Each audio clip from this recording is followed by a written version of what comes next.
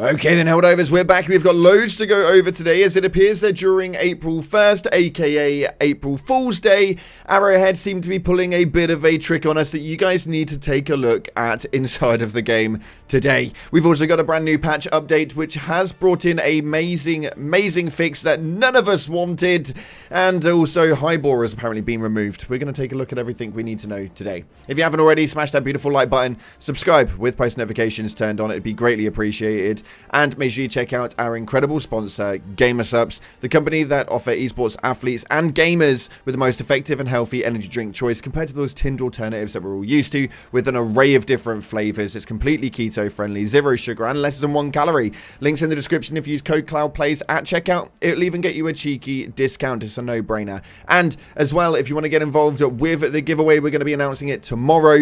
It's really simple. Head down into the comment section and put in a yellow love heart. That is all you need to do for the Helldivers, a yellow love heart, and it'll enter you in. We've got a massive giveaway going up from tomorrow. We've already spoke about it before. Some of you guys may know, but make sure you keep an eye out. Anyway, with that being said, let's dive into the game and see what it is that's happening inside of Helldivers 2. So starting off, we have this right here, where a tweet miraculously went up before the update stating, rumors of super Earth weapons changing size are considered automaton propaganda and should be ignored. Anyone spreading such malicious lies should be reported to the Ministry of Truth. Well, we see ourselves as the Ministry of Information right here, and unfortunately, the sickle actually may have not just become a meme. This thing is absolutely ginormous, so much so that it stands taller than you do for the most part. This thing is absolutely ridiculously large, although if you go into game, it will not be this size. It's only this size on the Super Destroyer. And then, for those of you guys who have not got everything unlocked, but still play the game, your Liberator right now is teeny tiny. This thing is absolutely dinky. Like, literally dinky. We know that because if we compare it to something such as the Concussive, you can see the size difference on its own. So yeah, teeny tiny Liberator for your waistline. And we've also got the sickle, which is sitting at a massive 6 foot currently. Absolutely love it. Great little addition for April Fool's Day. Go and have some fun on your Super Destroyer and try and confuse your friends. Moving forward, though, we have got the update that has just been put into place, so we're going to take a look at that before we take a look at everything else. But this one has unfortunately brought in some really big decisions that, well, a lot of you guys may not be happy with. As you can see right here, the first one for the fixes is that there were crash fixes as far as hangs and soft locks. They fixed an issue with the game crashing when players using legacy software dropped into a mission. They also fixed a crash where exiting the armory when switching from certain weapons. There was also a problem where they fixed, which was an out-of-memory cache that would occur when a large amount of particles were presented. Very weird, but they're all fixed, so that is good. As far as the weapons and stratagems, though, there was a fix for some shooting and reloading issues with laser weapons. Now, they have worded this one very carefully, but yes, the Quasar Cannon is now fixed. It now fires as it once did and has the exact same effect as it once had, so I'm going to be switching my weapon up because I quite liked the preload feature. That's just me. I love the Quasar, but without that bug in it, it just doesn't quite feel the same, so I need to take a bit of a resting break away from it for a little while. They also fixed some social and multiplayer fixes, where they fixed an edge case allowing some mismatching game versions to still connect to each other. Really weird, but apparently that's still a thing.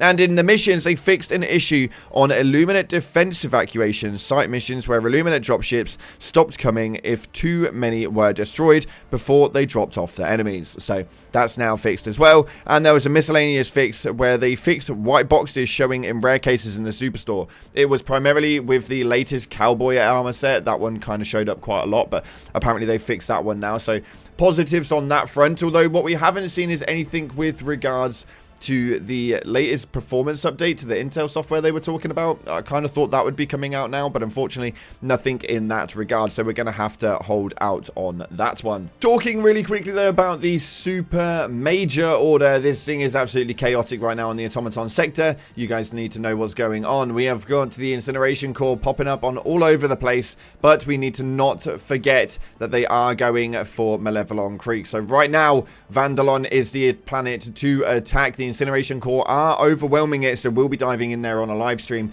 after the video goes up, so make sure you stay tuned to it. But yeah, this one's going to be an interesting one. We need to stop them from getting to Malevelon Creek. Your personal order is to kill 100 enemies using the flamethrower, and your superstore currently is lackluster to say the least. It's got the Democracy's Deputy full set in there. We also have the Hellbent full set in there, and we also have the Cinderblock full set in there.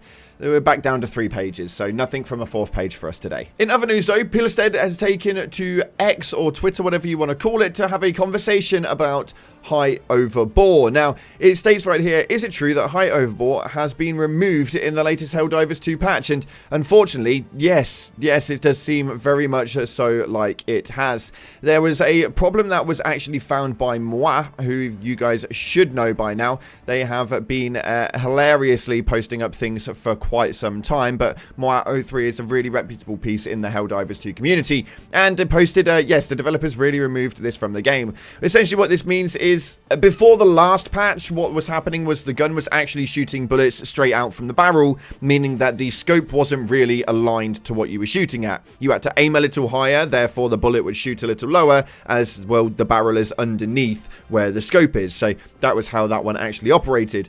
Well, in the latest patch that they actually put up before this one, what it now means is that the bullet shoots out of the scope itself. So wherever the crosshair lines up is exactly where it shoots up, and the bullet actually comes straight out through the scope. It's a really, really weird one. It does mean that obviously the pinpoint accuracy on the scope is now absolutely perfect. I don't really know whether it's a good thing or a bad thing that the High Overbore is actually rectified or not. I have no idea, man. But what I do know is if you shoot using your crosshair now, you will attack it and hit it via your crosshair, because that is currently a bit skew with. But there is also something else that we need to talk about with regards to that conversation, because Pilestead actually responded to somebody who said, please tell them to buff assault rifles. They stink still and need bigger magazine sizes. Pilestead said, I mean, they are limited by the size of the casings. I think it's rather about other primaries doing things that are a bit too good in comparison to ARs, forcing ARs to receive power increases over time. Now, obviously what this could mean is one of two things. What this could mean is that, well, realistically, they are going to buff up the ARs so there is a power increase in it a little bit more, or it means that we're going to receive some sort of nerf to other things to bring it to the AR's level if they can't buff it up enough. I don't know, obviously, this is a pinch of salt. Take this as it comes, because this was just a passing message from Johan. It's not anything written in stone, so it's a little bit of a weird one, but I did think the wording on that was a little bit dangerous, to say the least. Moving into your top comments, though, which, yes, if you want to get featured on the next video, make sure you hit a comment in the comment section that's relatable to everybody. The top voted will go in the end of the next video. But this one states right here from Dwight Man, we should get a helmet made from the skull of a bot on the anniversary. Now, you guys have all seen that mod that's going around on PC of the skull bot helmet. It's pretty much a thing already. It would be great to have in there, though, although we were talking on stream yesterday, and I would love faction-reliant armor sets. A bit like in HD1, an automaton one, a illuminate one, a terminid one, all in a theme of the factions and opposite. I think it's something that they should really do. I'm going to be bringing this up to the developers at some stage or another, at least consistently pumping it into their head so that it's a thought process they think that they thought of themselves. Anyway, moving forward, though, the statesman states, as a Creek vet, I don't feel PTSD, I feel nostalgia. Now, yes, hopefully everyone manages to get onto the Creek. I know full well that we want to protect it, but in the same breath, it would be really nostalgic for those people who jumped on there, such as myself, to be able to go back and venture through Malevelon Creek and see what it is that they've done with it after such a massive war. And the next one right here states, the last time the Creek was covered in blood, now we'll cover it in oil. I absolutely love that. 110%. Go forth, Helldiver, to your Hell pod, and let's fight those automaton scums. With that being said, that's all we got time for today. Thank you so much again for watching, guys. If you haven't already, smash the like button, subscribe, post notifications turned on. Appreciate your faces, and as always, I'll see you in the clouds.